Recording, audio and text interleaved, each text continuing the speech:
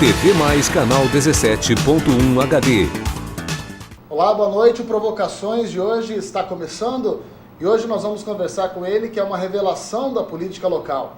Vereador por um mandato, atualmente ele ocupa o cargo de deputado estadual pelo Partido dos Trabalhadores, amado e odiado no Brasil e em Mato Grosso. Allan Kardec, nosso convidado. Boa noite, deputado. Queria agradecer a sua presença aqui no Provocações. Queria já começar perguntando para ti, como que o PT, depois de tantos escândalos no Brasil e em Mato Grosso, vai se apresentar nas eleições de 2018? Boa noite, deputado. Boa noite, Aprá, boa noite a todos que estão acompanhando Provocações, que é uma grata surpresa, um modo moderno de fazer televisão. Parabéns pelo programa, Aprá. O PT precisa se reinventar. Precisa se reinventar. E qual é a dinâmica para se reinventar? Voltar a ser o PT que ouve o povo. Voltar a ter um trabalho, voltar às origens, voltar a ter um trabalho ligado com os movimentos sociais, com os movimentos sindicais, com as pastorais, com o movimento comunitário. E o próprio movimento comunitário, o movimento sindical, o movimento social também está se reinventando. Esse PT que você está falando, ele se perdeu por conta do poder? Eu tenho certeza que parte dele sim. E, em especial, nós tiramos da liderança partidária para os governos lideranças que poderiam manter esta linha de trabalho.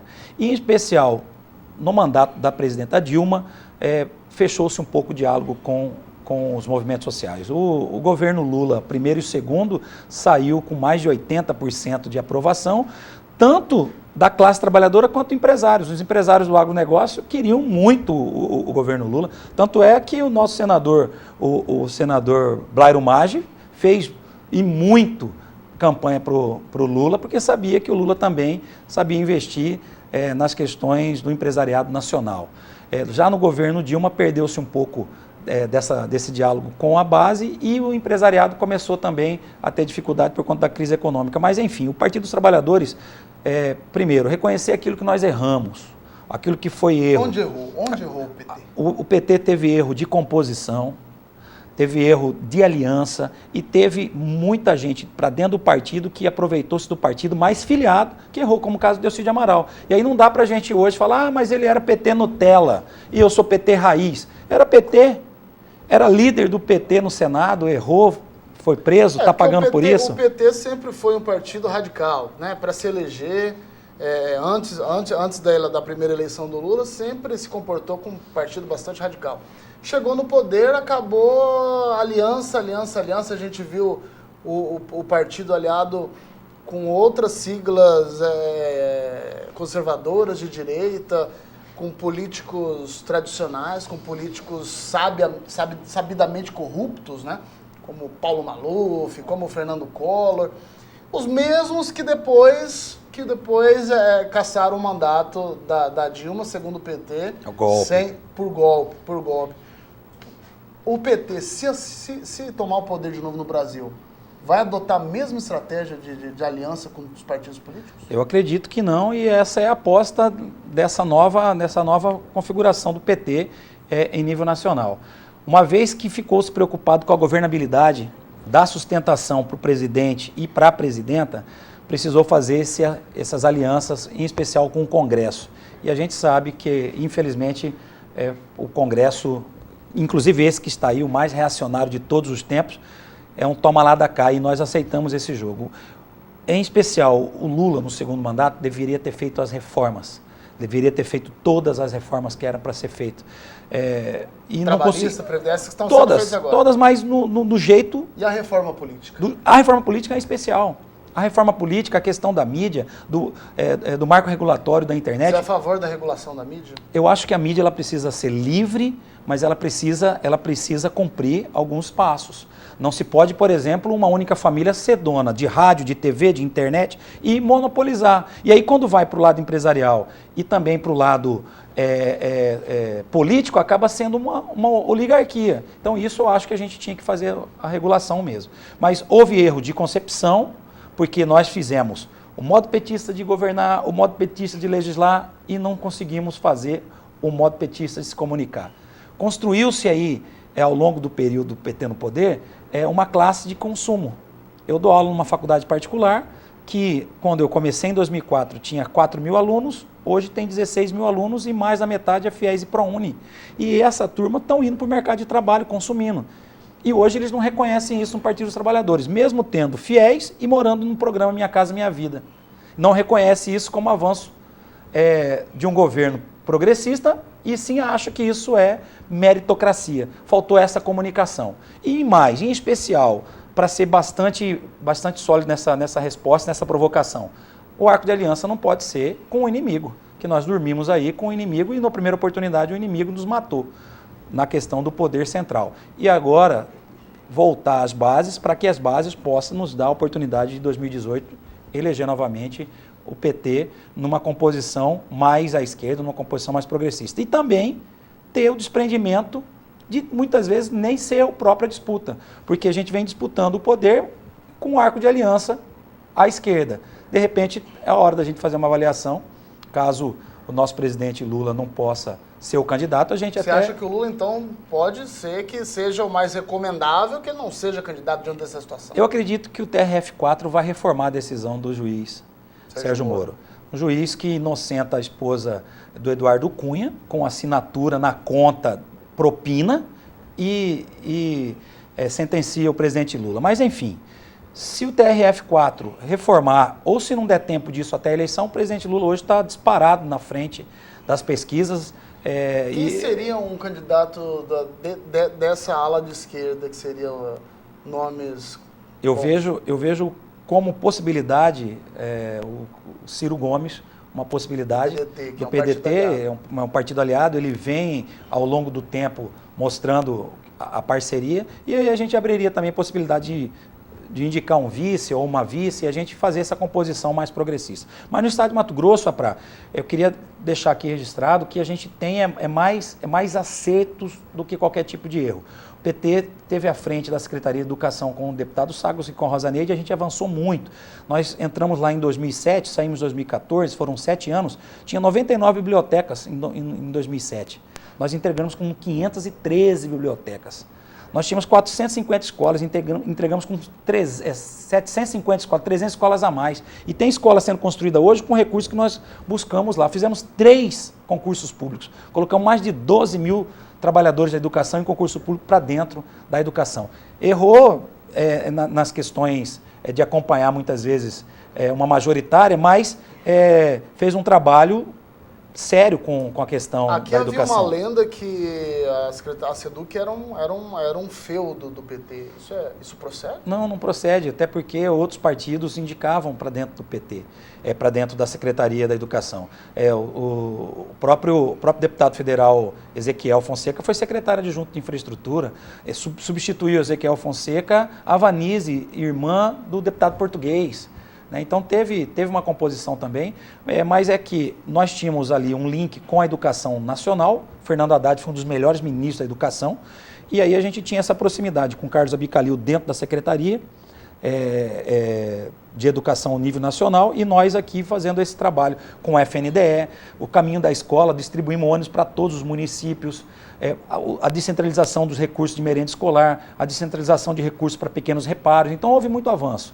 E aí a gente viu que o puxadinho não foi do PT, o puxadinho depois foi do PSDB, que em menos de um ano teve um secretário preso na atual gestão. Eu vou mudar um pouquinho de assunto. O PT, nacionalmente, enquanto programa de governo, de partido, trabalhou muito na questão social, questão de programas de transferência de renda, o Bolsa Família, as bolsas universitárias. Só que num governo que se diz socialista, para você igualar direitos e riquezas, não pode haver concentração de renda. E o que a gente viu no governo do PT foi a ampliação da concentração de renda. A gente viu que banqueiros ficaram mais ricos, grandes industriais ficaram mais ricos, a ala ruralista, a bancada ruralista, os empresários ruralistas brasileiros ficaram muito mais ricos, e o PT não atacou a questão da concentração de riqueza, a taxação das grandes fortunas, a questão do latifúndio. O PT se perdeu na hora de resolver essas pautas que são históricas do PT. Né? Inclusive, eu quero crer que esse foi um dos principais motivos do segundo mandato da Dilma ter começado mal. A máquina ficou inchada, né? Ter começado mal e depois ela começou, inclusive, a gente não pode perder isso de vista, começou com o Levi, lá na Fazenda, depois o Barbosa, e eles vieram do mercado financeiro especulativo, dos grandes bancos, e nós erramos nesse ponto também. Inclusive, o próprio movimento sindical e social começou a bater duro, inclusive, nas decisões da Dilma nesse sentido.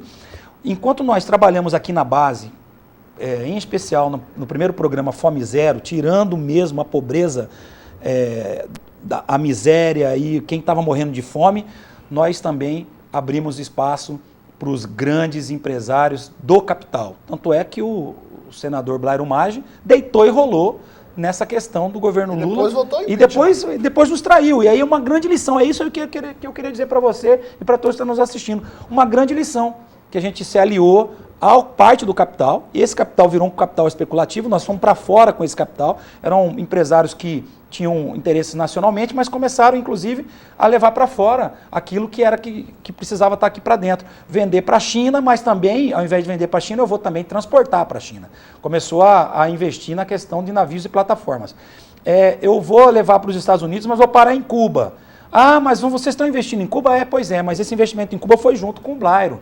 Então, veja bem, o PT trabalhou nas bases e deixou que o capital especulativo crescesse. E esse foi um grande erro que outros presidentes da América do Sul fez, como por exemplo o Evo Morales, de enfrentar os banqueiros internacionais e derrubar juro. Chamar para negociação, não é dar calote, chamar para negociação e colocar na ordem do dia uma renegociação da nossa dívida com relação a esses banqueiros. Hoje, para que a gente possa fazer um novo governo e tentar melhorar essa questão, vai ter que fazer uma aliança mais progressista, uma aliança mais à esquerda. Mas também, sem perder de vista os empresários nacionais. Nós não podemos fazer um trabalho de nação pensando só exclusivamente no trabalhador. Naquele que também fomenta o trabalho, precisa ser pensado num novo projeto de nação. Se para todo o Partido dos Trabalhadores em todo o Brasil é um momento difícil, aqui em Mato Grosso, para os filiados, né, você que no caso tem mandato eletivo, deve ser muito mais ainda. Principalmente que o Mato Grosso historicamente já tem um histórico de não eleger o PT em cargos majoritários. Acho que a única exceção da história foi a senadora Séries, né? E aqui, como que o senhor vê? O senhor pretende continuar no PT? O senhor está satisfeito no PT? Há informações aí, bastidores, que o senhor está sendo sondado por outros partidos de esquerda aqui no estado. Isso aí procede ou não? Eu recebi sim alguns convites. No segundo turno... O PDT. O PDT foi um deles, o PV foi PV outro. Também. O próprio PSB. PSB. No segundo turno, em Cuiabá, eu disputei a eleição de vereador, tivemos 2.609 votos. A nossa chapa foi uma chapa pequena, só para você ter ideia, não conseguimos formar uma chapa. 3 partidos juntos, nós só tivemos 14 candidatos. E aí eu fui o mais votado, mas nós não conseguimos reeleger um dos vereadores, dos 2 vereadores que disputou a eleição. No segundo turno, nós tínhamos a seguinte situação. Em vários municípios do interior, o PT estava aliado com o PDT, estava aliado com o PMDB, até casos do PSDB, como na Várzea Grande. Chegou em Cuiabá no segundo turno, nós tínhamos que escolher ou o PSDB ou o PMDB, que foi para o segundo turno Wilson Santos e Emanuel Pinheiro. E eu já estava na condição de primeiro suplente, caso o Emanuel Pinheiro ganhasse, o PT teria uma cadeira na Assembleia Legislativa. Nós tivemos uma divergência interna onde o Partido dos Trabalhadores não autorizou que a gente fosse para a campanha. Isso me deixou profundamente chateado, mas algo que a gente depois construiu, as possibilidades de fazer essa ajuda. Deputado, o papo tá bom, a gente vai ter que ir para o intervalo comercial rapidinho. Fique aí na sintonia da TV+, canal 17.1. A gente volta daqui a pouco com o programa Provocações. Hoje aqui com o deputado Allan Kardec, do Partido dos Trabalhadores.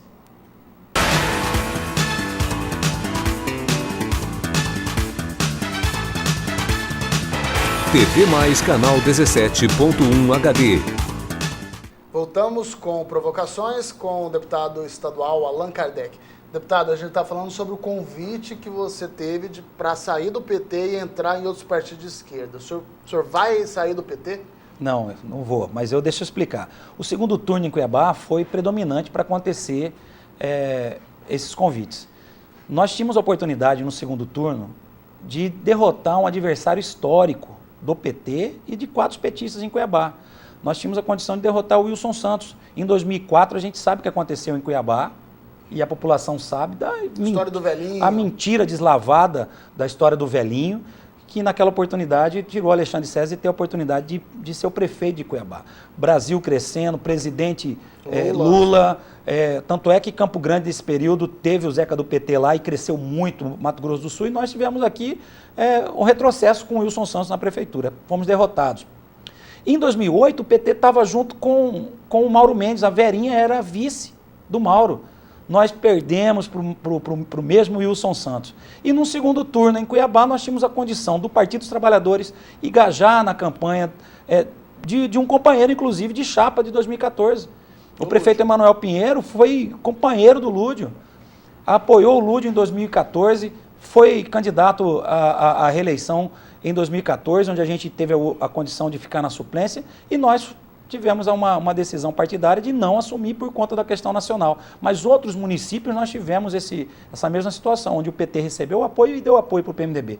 Nessa situação, nós tomamos a decisão de ir para o segundo turno, mesmo com esse posicionamento do partido, e aí o pessoal falou, olha, provavelmente você vai receber uma sanção do partido, e começou então, nesse processo do segundo turno, onde nós abraçamos a campanha do Emanuel Pinheiro, entendemos que era o melhor para Cuiabá, começou então o PDT convidar a gente, os partidos convidar a gente, mas não, a gente está aqui, nós estamos no mandato petista.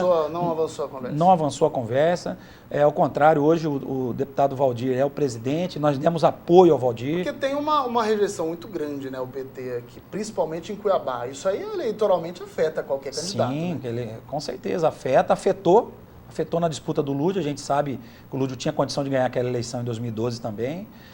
Em 2014 foi a mesma coisa, apesar que nós disputamos uma eleição franciscana contra uma eleição milionária, né, bancada aí pelos barões da soja do agronegócio. Mas enfim, nós vamos avançar e vamos construir isso para o ano que vem. Mas hoje o PT também parece que não está interessado em fazer uma oposição mais ferrenha ao PSDB como fazia no passado. Né? Não, ao contrário. Aqui em Mato Grosso. Nós temos feito esse trabalho, o deputado Valdir e eu, a gente tem ido em todos os espaços para fazer oposição. Inclusive, no último episódio da questão dos grampos, nós fomos a PGR. A gente está vendo só a Janaína fazer oposição ao governo. A gente não está vendo a Allan Kardec, não. Não, a gente faz oposição, a gente foi junto à PGR, fazer a denúncia da questão dos grampos, a gente foi na OAB, nós solicitamos a providência junto ao Tribunal de Justiça. Como que o senhor vê essa questão dos grampos, sendo que até uma deputada teria sido vítima de grampos clandestinos e a Assembleia arquivou o pedido de CPI? Uma vergonha o que aconteceu, uma vergonha. Nós tínhamos que estar dentro da investigação. O senhor assinou Assinei a CPI, defendo a CPI. E eu tenho certeza que ali não é só a deputada que está grampeada. Nós solicitamos muito que fosse avante a nossa CPI. Precisávamos de mais 3 assinaturas. A sociedade precisa, de fato, receber um esclarecimento dessa questão, mas aos poucos está vindo à tona. Até o Ministério Público, que estava fazendo defesa, parecia que estava fazendo defesa do governo nessa questão dos grampos, agora indiciou alguns coronéis, e eu acho que a PGR, Procuradoria-Geral da República, vai indiciar mais gente com foro privilegiado nessa questão aí também. Você acha que existe mandantes atrás desses militares? A gente sabe que o militar, e eu falo isso de casa, a gente tem tios, parentes que são militares, e eles recebem ordem dada e ordem cumprida. Né? Não tem interesse um militar de alta patente estar investigando amante, estar investigando adversário político de ordem, adversário político de maçonaria. Teve sim mando, e a gente precisa encontrar quem foi que fez a ordem para os grampos. E a partir dali a gente vai desvendar muita coisa aqui no estado de Mato Grosso. Hoje em Cuiabá, municipalmente, né, o PT não tem nenhum representante na Câmara Municipal de Cuiabá. O que aconteceu na última eleição? Nós tivemos uma chapa muito pequena para vereadores, no auge do impeachment, nós tínhamos condição de ter 38 candidatos e candidatas, com um arco de aliança PT, PDT e PCdoB, só tivemos 14 candidatos. Mesmo assim, com 14 candidatos, nós tivemos 10 mil votos, faltou aí pouco mais de 10.500 votos, pouco mais de 800 votos para a gente eleger um. No caso, seria eu, com 2.000 quase 2.700 votos, e o PT, depois de muito tempo, fica sem representante na Câmara Municipal de Cuiabá. Que nota você daria para o governo do estado de 0 a 10? Olha, é difícil fazer uma avaliação num conceito de 0 a 10. A gente tinha que ver. Se a gente for falar de saúde, não chega nem no 0. Gente morrendo, hospital fechando. Qual área que chega no 10? Nenhuma. Mas eu tenho mais muita clareza e não vou ser hipócrita de dizer que uma área melhorou. Nós saímos de um secretário ladrão, que está preso, para um secretário que consegue avançar nas políticas da educação. Eu, como presidente da Comissão de Educação, vi avanço nessa questão da área da educação. Vou falar de mais um secretário que tem dado uma resposta objetiva em alguns pontos. O Rogério Galo, em especial nessa busca dos inadimplentes. Nós não podemos ser coniventes com quem é inadimplente. E aí não só aqueles que saíram do Estado, nós temos que começar a pegar aqueles que estão aí continuando vendendo com outro CNPJ. Em especial, exportando soja daqui do Estado de Mato Grosso. O governo derrapa, e muito na questão do VLT. O deputado Wilson e o secretário Wilson foi para a Assembleia fazer um trabalho contra o relatório da CPI. Eu fiquei junto com o Oscar, no relatório do deputado Oscar. Não dá para continuar com essa empresa que está aí. E eles estão apostando nisso na questão eleitoral.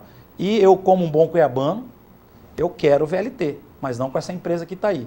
Derrapa na questão da saúde, derrapa na questão dos repasses para os municípios. Tem muita coisa que está para sair, não consegue sair. Nenhuma obra da Copa foi liberada. Está aí o COT Pari, está o COT da UFMT, nem a Arena foi liberada. Abandonados, então, o COT da UFMT está lá abandonado, o COT Pari está abandonado. Então, é difícil fazer uma avaliação. E olha que eu sou professor. Eu sou um professor rígido, os meus alunos sabem disso, mas a gente não pode fazer uma avaliação num governo que tem partes que nem ele existe. A gente vê problemas sérios do governo de arrecadação. Diz que está faltando dinheiro na saúde, está faltando dinheiro para tocar as obras.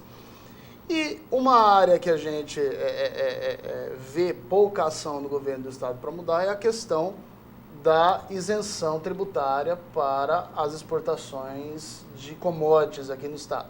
Ou seja, a Lei Candir, que há 20 anos atrás impulsionou o agronegócio, agora está quebrando o estado, porque a gente não consegue arrecadar, porque tudo que planta-se, exporta-se, não paga o imposto e a compensação não vem. Por que a Assembleia não atua cobrando o governo para abrir essa caixa preta do agronegócio? Também está muito atrelado ao agronegócio igual ao Executivo? A Assembleia Legislativa tem 19 deputados ligados ao agro. Se não são diretos, produtores ou investidores do agronegócio, estão ligados, a sua campanha é ligada ao agro. A sua campanha de reeleição é ligada ao agronegócio também. Então, isso é uma coisa muito difícil de acontecer. Mas eu quero aproveitar a oportunidade para dizer que eu apresentei um requerimento solicitando a questão das exportações dessas empresas. Lá no RISC-ME, é lá onde está o ICMS dessas empresas que exportam. A gente quer saber o que é que está sendo recolhido ou não. E quanto por cento que está sendo exportado. E de que se o produto ele é produto industrializado ou não. Porque só pode exportar com isenção da Lei Candir produto industrializado. Então, aproveitar, deixa para falar... Produto in natura. Não, produto in natura não pode ser exportado com isenção. Ao contrário, o produto in natura não pode ser exportado com isenção. O produto in natura, a soja... Industrializado para o mercado interno, ele tem que cobrar um imposto. Agora, quando ele porque a commodity é o produto primário. Ele é isento também. Não. O produto que é para exportação, ele precisa ter, no mínimo, a primeira transformação. Ele não pode vender soja pura. Ele não pode vender milho puro. Porque aí acabou tudo, né? Aí nós vamos voltar a ser simplesmente plantadores. Mas aqui eles exportam. É aí que a gente tem que ver. Porque se estiver exportando sem pagar nada para nós, eles estão fazendo um desserviço para a população e estão sonegando imposto. Mais que isso, estão sendo criminosos na questão da sonegação do imposto. Ainda nessa questão da arrecadação e não especificamente dentro do agronegócio, recentemente o Tribunal de Contas tentou abrir a caixa preta da arrecadação do Estado, ou seja, ter acesso às informações de arrecadação para auditar a arrecadação do Estado. E não conseguiu, entrou na Justiça, também não conseguiu ainda. O que a Assembleia acha disso? O que o senhor acha disso? O Tribunal está certo em pedir, o governo está certo em esconder esses dados? O Tribunal está certíssimo em pedir isso. Memorando de exportação. Lembrei aqui do termo que a gente precisa ter. Memorando de exportação. Para exportar, precisa ter um memorando daquilo que está sendo exportado. Quando a gente tiver isso na mão, a gente vai ter a tranquilidade de falar quem que exporta e o que está sendo exportado. O governo do Estado não pode entrar na justiça para barrar uma informação para o Tribunal de Contas. E aí, em contrapartida, eu quero dizer uma coisa aqui. As empresas que recebem incentivos e receberam ao longo de 20 anos, meia dúzia delas passaram de milionário para bilionário, para trilionário e estão investindo lá fora, inclusive. Qual é o retorno social que nós tivemos dessas empresas? Em Minas Gerais, em São Paulo, a gente sabe que eles bancam hospitais filantrópicos, que eles fazem por conta própria entrada e saída nos portos, mas e o estado de Mato Grosso? Nós temos aí cidades com IDH próximo da Europa e cidades com IDH próximo de Uganda. Qual é o pensamento desses grandes empresários para aquilo que eles precisam deixar de retorno social? E está escrito na lei, não só na questão da Lei Candir, mas na PRODEIC aqui no estado de Mato Grosso. O que a gente precisa para desenvolver outros modelos econômicos do estado de Mato Grosso? Não pensar exclusivamente numa única matriz. A região metropolitana precisa avançar urgente na questão do turismo, precisa avançar. Turismo de pesca, por exemplo, a pesca esportiva em Santo Antônio, em Barão de Melgaço, em Poconé, precisa avançar. Todos os pontos turísticos abandonados. Chapada está abandonado os pontos turísticos, cadê a Salgadeira? Cadê os pontos de observação, como por exemplo, lá no Portão do Inferno? Nós precisamos avançar nisso, Nobre está fazendo um milagre praticamente sozinha. E a gente precisa definitivamente ter um pedacinho de terra que precisa asfaltar entre Roda d'Água e o Posto Gil, para o pessoal do Médio Norte ir para Nobres. Então falta pouco. Falta pouco para que a gente possa fazer com que o turismo seja uma mola propulsora da economia. Voltar a industrializar a nossa produção. Precisa ter indústria no estado de Mato Grosso. Nós já temos energia, que pese o ICMS da energia é caro, mas nós temos estradas. Nós temos como escoar. A industrialização aqui tem que passar pelo setor agrícola, né? Mato Grosso é um estado agrícola. Não tem como você pensar que Mato Grosso vai conseguir abrigar uma fábrica de carros, né? A gente tem que ter políticas e a classe política tem que estar ciente que o que tá saindo pelos portos tem que entrar para a indústria, tem que industrializar aqui, tem que empregar aqui, tem que gerar emprego aqui. Existe o PRODEIC que dá incentivo fiscal para a indústria. Só que o problema é que lá você ganha isenção, exporta em dólar, então ninguém quer industrializar. Por isso que Mato Grosso é ilhas de riqueza e ilhas de pobreza, igual você falou. Então, assim, a Assembleia tem que ser mais decisiva nisso daí, de cobrar o governo, de cobrar debate sobre isso daí. Vamos dividir a riqueza de Mato Grosso. Não é possível tanta pobreza, né, deputado? Tem duas leis que está para chegar na Assembleia Legislativa. Uma é teto de gastos, que eu espero que não seja apenas congelamento de salário e congelamento de duodécimo. Aqui pesa a gente precisa rever a questão do duodécimo. Não dá para a gente devolver 80 milhões de reais, 60 milhões de reais e a saúde está precária. É vergonhoso, inclusive para a Assembleia isso. Rever essa questão do duodécimo e entender como que vai ser feito essa lei de teto de gastos. Se essa lei está para dentro também do Executivo, com relação às caravanas de transformação, com relação a diárias, com relação ao número de assessores de corredores, porque se for só teto de congelamento de salário, aí não conte comigo. Mas se for algo que impacta diretamente recursos para a ponta, em especial para a saúde, pode contar comigo, inclusive. Outra coisa, está para chegar lá e não chegou ainda, não sei como que ainda não chegou, já estamos terminando o terceiro ano, o segundo semestre do terceiro ano do governo, a questão da reforma tributária. Nós precisamos simplificar, é muita coisa. A lei atual tem 36 mil palavras, nós temos que reduzir para menos de 10 mil, é muita coisa. Está aí a lei do ICMS. A lei do ICMS, está aí o representante comercial, são 13 mil representantes comerciais no estado que trazem produtos de fora para cá e eles pagam o ICMS do seu mostruário. Se você for vender calçado e tiver no seu mostruário, você paga 19% no seu calçado, sendo que aquele seu calçado provavelmente vai ter um furo no solado para você pendurar como mostruário. Não dá para a gente cobrar. Porque na entrada e não na saída. Na entrada e na saída. Outra coisa, a gente precisa avançar em pautas, por exemplo, como a questão da bebida alcoólica no estado de Mato Grosso, e a gente não tem problema nenhum de falar nisso aqui. Mato Grosso cobra o maior imposto sobre bebida alcoólica. O que aconteceu? Quem vende bebida alcoólica aqui reduziu e a gente está recebendo bebida de fora, porque ninguém parou de beber aqui no estado de Mato Grosso. Parou de beber aqui? Não. Ninguém parou de beber. Não estão comprando daqui dos atacadistas. E a AMAD, a Associação Mato Grossense dos Atacadistas, está sofrendo com isso. Então precisa agilizar, precisa organizar. A reforma tributária é algo que eu estou prontinho para estar fazendo esse trabalho, desde que também não sufoque apenas o comércio. Desde que não sufoque apenas o comércio, a gente consiga simplificar a questão tributária no estado de Mato Grosso. Deputado Alain, queria agradecer a sua presença. Infelizmente o tempo já se esgotou. Queria agradecer você pela sua presença e dizer que Provocações está aqui sempre para provocá-lo quando necessário e elogiar a sua atuação parlamentar desde lá da Câmara, na Assembleia eu acompanho, e que 2018 está aí, vamos ver o que vai virar do Partido dos Trabalhadores. Obrigado pela sua presença, meu vereador. Deputado. Obrigado, foi vereador, Aprá. deputado já foi várias coisas. Né? Obrigado, Aprá. Obrigado a todos que estão assistindo Provocações. Parabenizar novamente esse novo conceito de fazer televisão. Eu acho que a gente tem que avançar nesse modelo também para fazer política, a gente comunicar mais diretamente com o nosso público e a gente está à disposição. Muito obrigado. A gente se vê amanhã aqui no Provocações. Até mais.